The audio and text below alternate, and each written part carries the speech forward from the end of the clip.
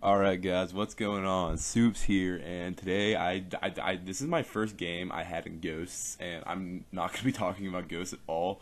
So, yeah, okay, this gameplay is really bad. So just don't pay attention to it, because I don't want to talk about Ghosts at all. What I really want to talk about today is The Amazing Spider-Man 2, because I saw this movie on Sunday afternoon, like 2ish, and if you guys couldn't tell by my channel, I am a huge Spider-Man fan. He's my favorite superhero. He's one of my favorite characters in like fiction in general.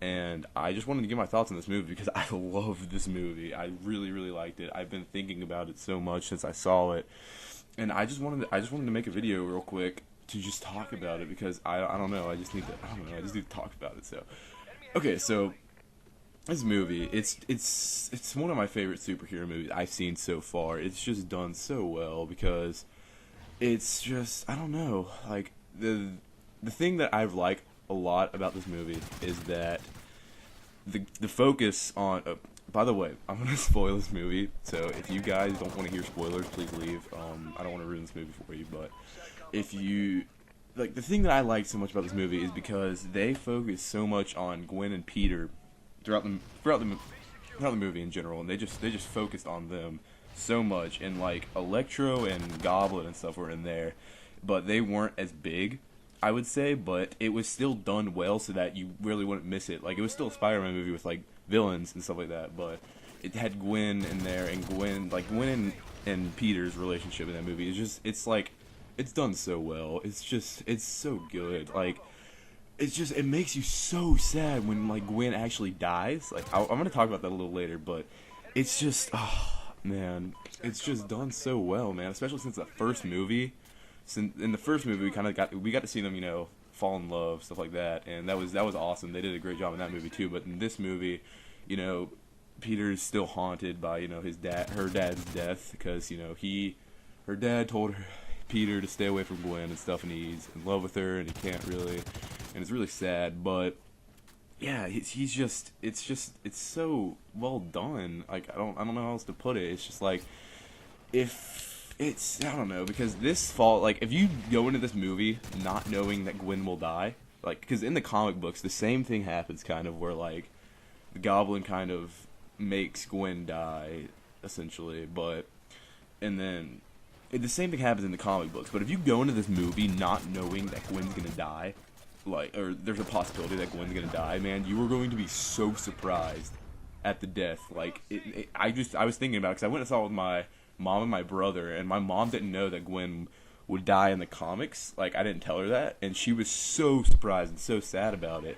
And it's just like, if you go into this movie not knowing that, it's gonna be so surprising because it's so different. Like, the only other movie that I can think of where like the major love interest dies is like The Dark Knight, and that's kind of it.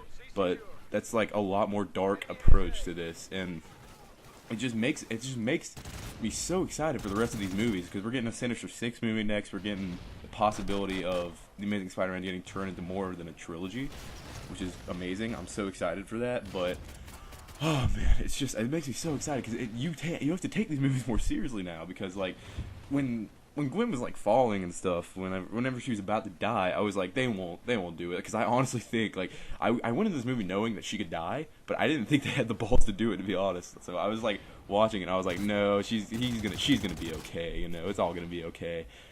And then she just fall, like, Peter actually catches her, but then her head hits the ground, like, right as his web like hits her and stops her. But it's just so sad, and I was like, wow, that actually just happened.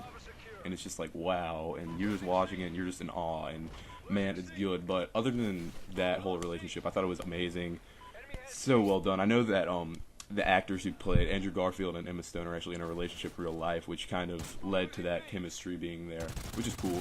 But other than that, the villains, Jamie Foxx's Electro did an awesome job. I really liked him. Aunt May, Sally Field, I think is what her name is. She did a great job.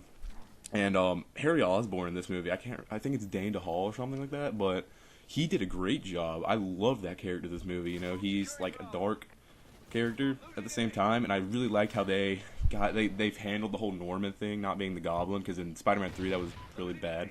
But they handled it so much better in this, and it's just like this movie just gets me so excited for the future of this trilogy. And yeah, that's kind of it. I just wanted to vent a little bit about this movie because I saw it and I loved it, and you guys should definitely go see it. But I'm running out of time. If you like the video, please give it a like, and yeah, I'm gonna check out Love. You guys, see you later.